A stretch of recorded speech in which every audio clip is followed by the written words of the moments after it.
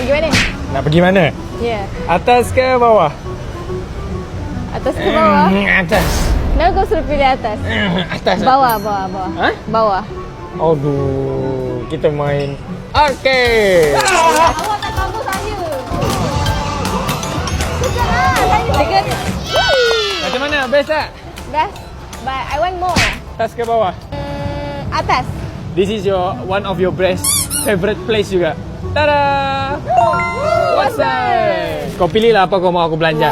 Betul lah? Ha. Anything. Anything. Kau standby. Ui, posternya best. Jom. I want this one. Ini dan dua ni. Apa benda ni?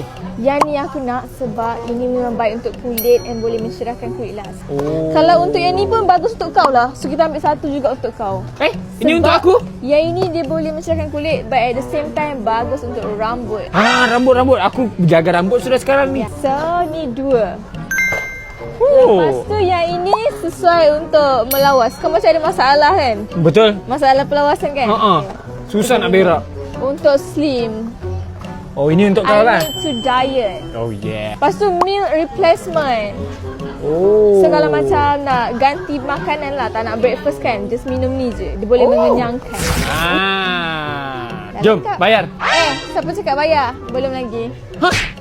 Thank you, Harry. Habis satu Watson.